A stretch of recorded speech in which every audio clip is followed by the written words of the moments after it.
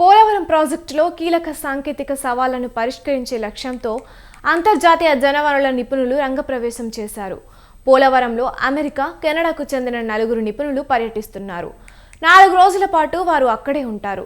2 రోజుల పాటు ప్రాజెక్టు ఆశాంతం పరిశీలిస్తారు. ఆ తర్వాత 2 రోజుల పాటు మేధోమథనం చేయనున్నారు.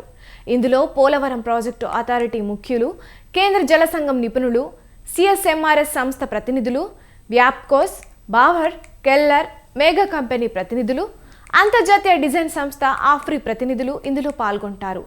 ఆ తర్వాత నైపుణ్య ఏజెన్సీలు, వివిధ ప్రొఫెసర్లు, నిపుణులతో అంతర్జాతీయ నిపుణులు చర్చిస్తారు.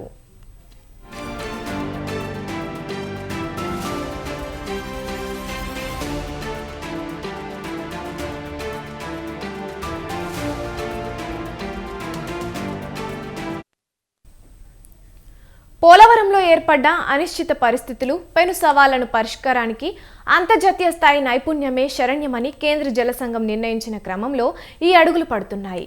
ఇప్పటికే డిజైన్లు రూపొందించేందుకు అంతర్జాతీయ డిజైన్ ఏజెన్సీ ఆఫ్రీ సాయం తీసుకుంటున్నారు. వీరికి తోడు అమెరికాకు చెందిన డేవిడ్ బీపాల్, గ్యాస్ ఫ్రాంకో డిసిస్కో, కెనడాకు చెందిన రిచర్డ్ డొన్నెల్లీ, సిస్ హెంచ్బర్గర్లు నియమితులయ్యారు. పోలవరంలో సవాళ్లకు సంబంధించిన కీలక అంశాల్లో వీరు నిపుణులు. అంతర్జాతీయ డ్యాం భద్రతా నైపుణ్యం, సివిల్ ఇంజనీరింగ్, హైడ్రాలిక్ నిర్మాణాలు, structural engineering, structural solutions, geo technology engineering వంటి అంశాల్లో వీరికి అంతర్జాతీయ స్థాయి నైపుణ్యం ఉండడంతో వీరిని ఎంచుకున్నట్లు కేంద్ర జల సంఘం తెలిపింది.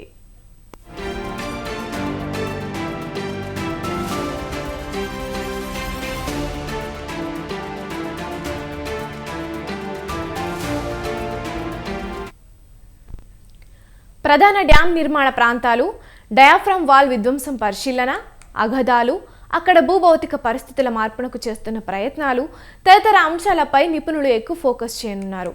తొలి రోజు 2 గంటల పాటు అక్కడే ఉండడంతో పాటు 2వ రోజు సమయం మొత్తం ఇందుకే కేటాయిస్తారు. ప్రస్తుతం పోలవరంలో ప్రధాన సవాళ్లన్నీ ఇక్కడే ఉన్నాయి. 2 గంటల పాటు ప్రధాన డ్యాం నిర్మించాల్సిన మొదటి గ్యాప్ ప్రాంతాన్ని పరిశీలిస్తారు. ఇప్పటికే అక్కడ కొంతమేర పని జరిగింది.